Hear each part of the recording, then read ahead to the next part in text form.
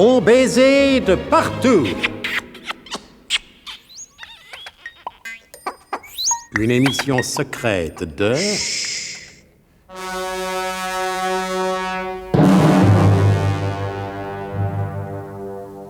Donc, grâce à l'épisode précédent, nous avons appris enfin en quel triste état se trouve le brave Nicolas Leroidec. Ah, le pauvre Nicolas n'est pas gâté par le sort. C'est le moins qu'on puisse dire. C'est bien pourquoi je me suis permis de le dire. Il est atteint à Cayenne d'une étrange maladie.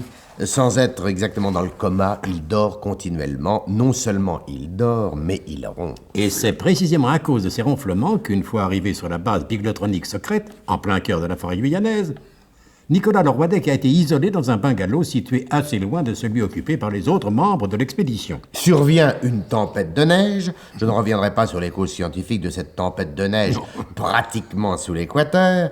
Des explications logiques ont été données de ce phénomène météorologique unique en son genre, je crois. Mais mon cher José, tout ce feuilleton est unique en son genre, sinon la direction n'en aurait pas ordonné la diffusion. Et l'on retrouve, non sans mal, Nicolas Leroidec enfermé dans un bloc de glace. C'est très exactement ici que nous nous étions arrêtés la dernière fois, je crois. C'est ça, voilà. Alors passons la parole, sans plus attendre, au héros de cette épopée biglotronique.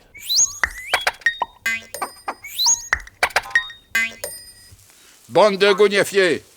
Et pas pour vous que nous avons allumé du feu. Ah, alors, pourtant ça réchauffe bien, mon colonel. Ah, c'était très agréable, mon colonel. Il est certain, mon colonel, qu'après cette longue marche dans la neige, la chaleur dégagée par ces quelques bûches embrasées produit sur nos épidermes engourdis par le froid une sensation tout à fait délicieuse. Et en dehors même de ce point de vue strictement utilitaire, je trouve que ces flammes qui dansent portent quelque peu à la rêverie poétique. Possible. Mais ce feu a été allumé avant tout pour faire fondre la glace qui retient notre ami Nicolas prisonnier. Si vous restez devant, la glace ne fondra pas. Sans avoir l'outrecuidance de discuter les dispositions que vous avez prises, mon colonel, permettez-moi cependant de vous demander respectueusement si cette opération dégel est bien ce qui convient dans le cas de Nicolas Leroidec. Que voulez-vous dire, mon cher Bernemont? Nicolas Leroidec, dans sa transparente prison de glace, est en vie, n'est-ce pas?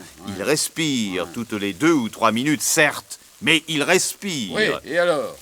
Où voulez-vous en venir? Il se trouve donc en quelque sorte en état d'hibernation. Apparemment, et autant que je puisse en juger, oui. Bon, dans ce cas, n'est-il pas dangereux de procéder à une réanimation toute artisanale en dehors de tout contrôle médical? Voilà. Oh, ça, c'est des trucs avec lesquels il faut pas plaisanter, mon colonel. Tenez, j'ai un cousin, Alléluia la Sauvette, qui s'appelle. Oui, je sais. Eh ben, un jour, ou plutôt un soir, car ça se passait de nuit, à l'heure où on ne sait plus très bien ce qu'on boit, et lui qui en avait bu pas mal, ce sont des choses qui arrivent, on a voulu le réanimer. Alors, on lui a plongé la tête dans un baquet d'eau froide, eh ben, il est mort. Ouais. Désolé, mon cher Tifris, pour ce deuil cruel. Mais quel rapport avec le cas qui nous occupe présentement? On avait cru bien faire, mais on avait agi en dehors de tout contrôle médical. Qu'est-ce que je disais, mon colonel? Tenez, c'est comme moi, mon colonel. Qu'est-ce qui va encore sortir, celui-là? Je vous ai déjà dit qu'en Europe, je souffrais du rhume des foins. Ouais, vous nous l'avez déjà dit. À plusieurs reprises. Je vous ai dit également qu'ici, sous les tropiques, ce rhume des foins s'était transformé en rhume des palmes. Vous nous l'avez dit également. À plusieurs reprises également. Les plus hautes somnités se sont montrées incapables de m'apporter le plus petit soulagement. Avec le récit de vos malheurs, tu nous les... Ah, ça oui, tu nous les... Vous nous les... Suffit, Tifris. J'entendais, mon colonel, que je ne tenais pas le corps médical en très haute estime. Oui, et alors, mon bon Tunoulé? La bonne foi, cependant, ou même le plus élémentaire bon sens, m'oblige à reconnaître que certaines opérations ne peuvent avoir lieu en hors de tout contrôle médical. Si je comprends bien, et il n'y a aucune raison que je ne comprenne pas bien, c'est uniquement parce que vous êtes soucieux de l'état de santé de Nicolas Leroidec que vous agglutinez tous autour de cette cheminée de manière à ne pas laisser perdre une calorie de ce feu de bois. Je n'aurais pas eu l'audace de le prétendre. Mais, voyez-vous, il y a un peu de ça, mon colonel.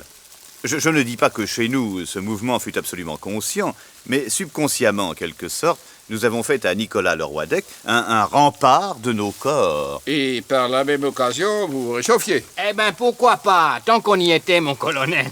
J'admire votre esprit de corps, messieurs. Mais voyons, mon colonel, c'est tout naturel. Eh bien, je me range à votre avis, messieurs. On peut continuer à se chauffer? Pas pour longtemps, Tinoulet. Il y a pourtant encore quelques belles bûches. Je doute que vous ayez le temps d'en profiter. Vous partez immédiatement en mission. Vous, mon cher Tunoulet, vous pouvez vous vanter d'avoir la confiance du colonel. Mais vous l'avez aussi, mon cher Gédéon Burnamauve, puisque vous l'accompagnez. Ah, Objection? non, aucune, mon colonel. Alors, exécution. Vous partez tous deux pour Cayenne, afin de rapporter dans vos bagages le docteur Mektoub, qui nous donnera ici sur place l'indispensable avis médical. Messieurs, bon voyage, et revenez-le vite.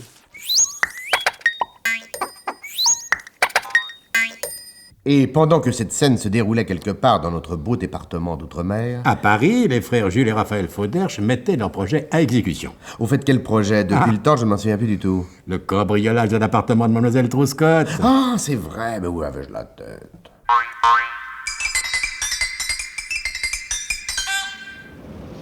T'es sûr que c'est là, Raphaël? Officiel, Jules. 21 avenue du Général de la Part de Qui à Neuilly. Y a pas de doute, c'est là. T'as raison, Raphaël. Alors, du moment que c'est là, y a plus qu'à y aller. Officiel, Jules, y a plus qu'à y aller. Qu'est-ce qui passe le premier? Ah, c'est délicat ce que tu me demandes là, Jules. Délicat? Et pourquoi que c'est délicat? Parce que c'est délicat. Je vois pas. T'y vas et moi je te suis. Et pourquoi que ça serait pas toi qui irais et moi qui te suivrais? Hein? Il faut bien qu'il y en ait un qui y aille le premier. Officiel, Jules, faut qu'il y en ait un qui couvre la Mars, alors pourquoi pas toi? Veux-tu que je te dise? Eh ben, y a qu'à y aller ensemble. Voilà. Et ils y allèrent ensemble. Sans discuter plus longuement? Si, naturellement. Ah, je me disais aussi. Cette discussion ne ferait qu'alourdir inutilement l'action. Retournons plutôt auprès d'Albert Tunoulet et de Gédéon Burnamauve. Eh bien, mon cher Albert Tunoulet, quelle impression cela vous fait-il de passer brusquement d'un climat polaire à un climat équatorial? Moi? Oui, vous, bien sûr. Eh bien, monsieur Burnamauve, à mon grand étonnement, ça me fait ni chaud ni froid. Ah oui? Vous aimez à plaisanter, je vois. Moi? Jamais, je vous assure. Je voulais dire, et vous l'avez sans doute constaté, que je n'ai pas recommencé à éternuer. Eh bien, continuez, mon ami, continuez. Et pendant ce temps-là, dans le bungalow enfoui sous la neige, autour du joyeux feu de bois, le colonel de Guerlas et l'adjudant Tifris parlaient de l'avenir immédiat. Depuis le temps que vous me connaissez, mon colonel... Tifris, avec ce sacré damné foutu rayon à démonter le temps, vous savez bien qu'il n'y a plus de temps. Mais même si le temps il est plus comme avant, ça fait tout de même un sacré bout de temps que j'ai l'honneur de servir sous vos ordres. En conséquence, vous savez bien que je n'ai jamais discuté, même en murmurant à voix basse, la plus petite de vos décisions hiérarchiques et réglementaires. Ce qui signifie sans doute que vous apprêtez à faire une exception. Non pas, mon colonel. Une simple remarque qui n'a rien d'exceptionnel, je vous le jure. Et pour parler nettement... Eh ben, allez-y. Pour parler nettement, et je n'ai pas l'habitude de dire du mal des camarades du service, mais je me demande si ces deux fichus andouilles seront jamais capables de retrouver le chemin de Cayenne et de nous ramener ici le docteur Mektoub et toute sa science. Je le sais, Tifris. Et je m'en fous. Ah, alors là, je comprends pas, mon colonel. C'est une question importante pour la santé de Monsieur Nicolas. Si les deux andouilles, comme vous dites, avec une logique à laquelle je rends hommage, échouent dans leur mission, qu'importe. Il nous reste Biglotron, et en vérité, pour sauver Nicolas, je ne compte que sur le Biglotron.